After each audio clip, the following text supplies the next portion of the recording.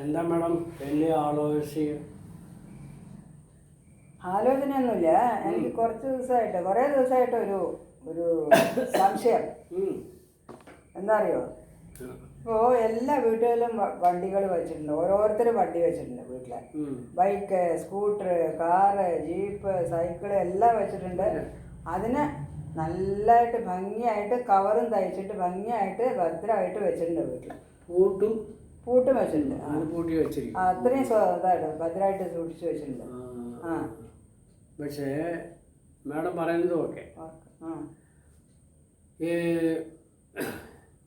മിണ്ടാതെ പ്രാണികളുണ്ടല്ലോ, അനിമൽസും ഒക്കെ, മൃഗങ്ങള് അതെന്താ അറിയാ, ഇത് കാള, പശു, പോത്ത്, ആട്, കോഴി, ഇവന്മാരൊക്കെ പറയാൻ വയ്യാത്ത പ്രാണികളാണ്.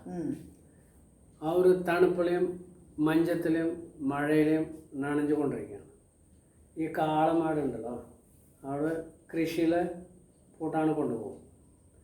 ഈ പശു ഉണ്ടല്ലോ, അത് പാൽ കൊടുക്കും. എരുമ അതും പാൽ കൊടുക്കുന്നുണ്ട്. ഈ ആടുണ്ടല്ലോ, അതും പാൽ കൊടുക്കും. ഈ കോഴി മുട്ട കൊടുക്കുന്നുണ്ട്. അത് സ്കൂളിലേക്കൊക്കെ യൂസാണ്. ഇപ്പം അങ്ങനെ ഈ മനുഷ്യന്മാരുണ്ടല്ലോ, അവന്മാർക്കൊക്കെ ഒരു ഡ്രസ്സ് കൊടുക്കണേ, തുണി കൊടുക്കണേ, അവർ അത് മറന്നു.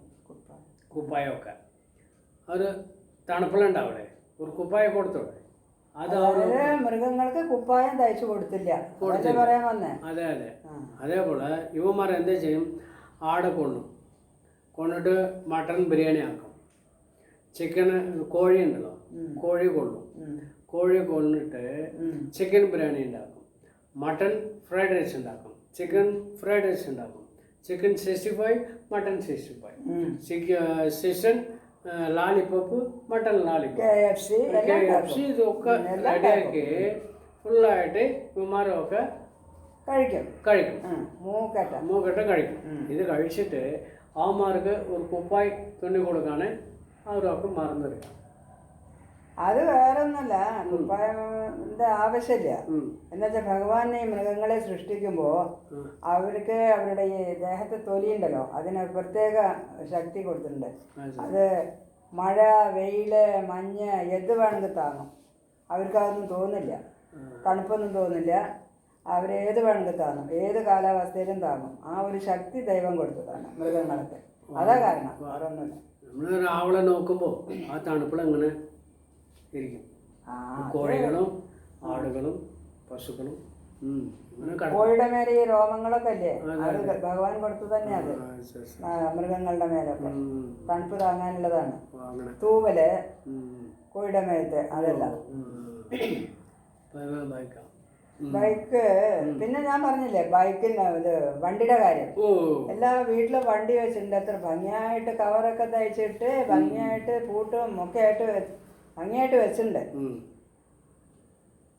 രാവിലെ നമുക്ക് എവിടെയെങ്കിലും പോകണമെന്ന് വിചാരിച്ചാൽ വണ്ടി എടുക്കുക, നമ്മൾ എവിടേക്കാണ് കൊണ്ടുപോകണമെന്ന് വെച്ചാൽ നമ്മളെ മുതുകത്ത് ചുമന്നിട്ട് വണ്ടി നമ്മളെ കൊണ്ടുവരും വീട്ടിലേക്ക്. പിന്നെ എവിടേക്കാണ് പോകണമെന്ന് വെച്ചാൽ പിന്നെയും കൊണ്ടുപോകും, പിന്നെയും വരും. പോയിട്ട് 24 മണി നേരം നമ്മളെ ചുമന്നും കൊണ്ട് പോവും. ബൈക്ക് വായില്ല ബൈക്ക്. ഇപ്പോൾ സപ്പോസ് இந்த വണ്ടികൾക്കൊക്കെ വായ ഉണ്ടായിരുന്നു എന്ന് വെച്ചോ, അതെന്താ പറഞ്ഞിട്ടുണ്ടാവുകയെന്നറിയോ ആൾക്കാരോട്? എടാ, നീ പറഞ്ഞ ഇടത്തേക്ക് എനിക്ക് വരാൻ പറ്റില്ല, ഞാൻ പറഞ്ഞ ഇടത്തേക്ക് നീ വാടാ, അങ്ങനെ പറഞ്ഞിട്ടുണ്ടോ? ഇതേപോലെ ആ മുട്ടത്തെ ഒരു വീടുണ്ടല്ലോ, അവിടെ ഒരു ചക്കനല്ലേ, ഒരു ന്യൂസ് പോലെ. ആ ചക്കന എന്താ, അച്ഛൻ ബൈക്ക് വാങ്ങി കൊടുത്താന്ന് പറഞ്ഞിട്ട് പുതിയ ബൈക്കാണ്. ബൈക്ക് സ്റ്റാർട്ട് ചെയ്ത് തുടങ്ങി 100 കിലോമീറ്റർ വേഗത്തിൽ പോയിക്കൊണ്ട് പറക്കാണ്.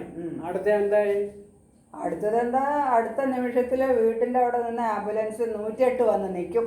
അതാണ് നടന്നത്. ഇന്ന് രാവിലെ അവൻ്റെ വീട്ടുമുറ്റത്ത് ആൾക്കാർ ഒരു തിരക്കാം. ജീവിതം പോയി, എന്താ ചെയ്യാം?